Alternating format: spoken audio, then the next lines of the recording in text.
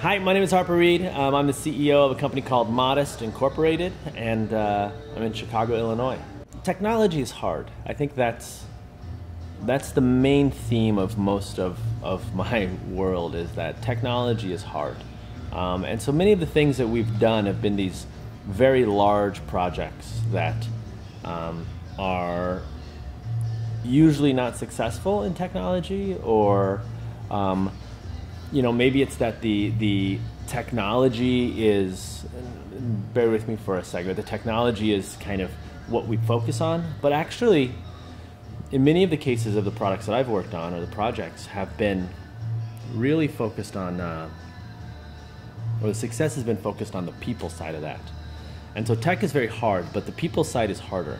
And I think part of the reason is that people don't, or that people like me, technologists often forget about the simple people part. And so when we talk about the very big things that I've been involved with, a lot of those were successful because of the people who were involved and how those people worked within that. And that's one of the things that have helped those things work. And so when I go to attack a problem, big or small, there's a couple aspects of that problem that I really think about. The first is, how does the technology work? What does the technology look like? The second is probably, this is the more important one, what do the people look like within this organization, and how do those people work with one another? And then more importantly, who are the people that we're building this for? And so then building all those things together, and you mix them up and you have something that works. And that's kind of how we design towards success. And I say towards because that doesn't guarantee anything. You still have to execute it. The human connection in technology is important for a bunch of reasons, but I think the main reason is that humans are using the technology, and oftentimes when we are focusing on solving technology problems, what we end up doing is we end up solving technology problems without any regard for the people that are going to be using the solutions. And so I want to think about the end.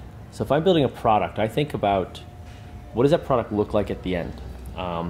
We have a bunch of big companies that talk about this in various ways. One of my favorite ways is how Amazon talks about it, as they theoretically, I don't know, I've never worked at Amazon, only read about this, they theoretically write a press release before the product starts to say, what does a successful launch look like?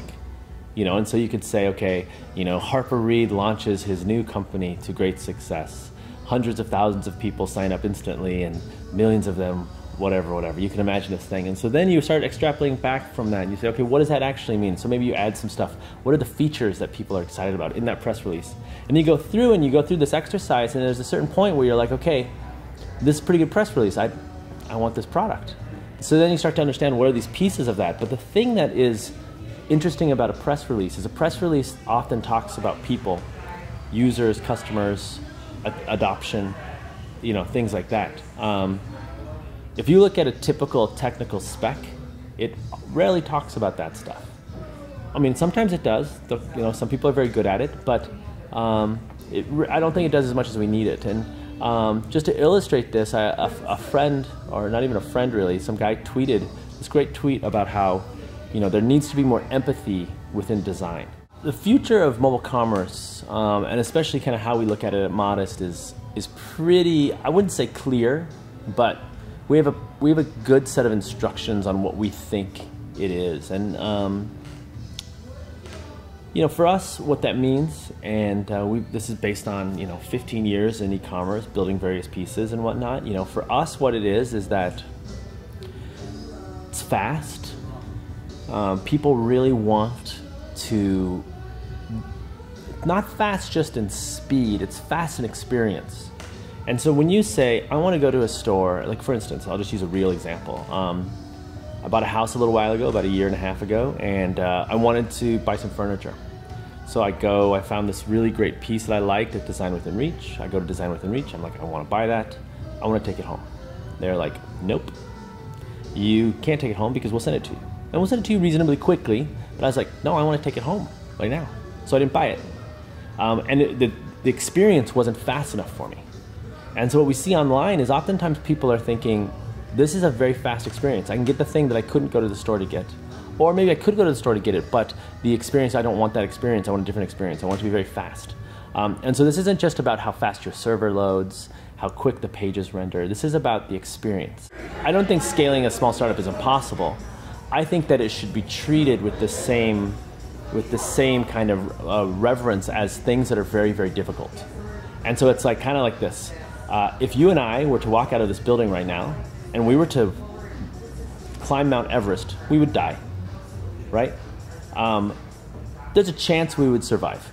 Very small chance. And so when you're thinking about a startup, like you can still use that same analogy, which is probably a terrible analogy, but if you train and you practice and you have the right equipment and you have the right background, your chances of success are still good. But when you look at the pictures that are taken on Mount Everest, they're taken of bodies that are people who trained, who have the right equipment, who did do all the stuff that they should do, and they still died. They slipped and they fell, you know, and so it's like, it's just because you've done all the things you think you do doesn't mean it will work. And so in many places, especially at the bottom, you look up and it does seem impossible. But for some reason, we still choose to do it. You know, with a company, I kind of think it's like watching a toddler walk. You know, they're constantly, every step is a failure and they're surprised that they keep going. You know, and at some point they get so good at it that they're running.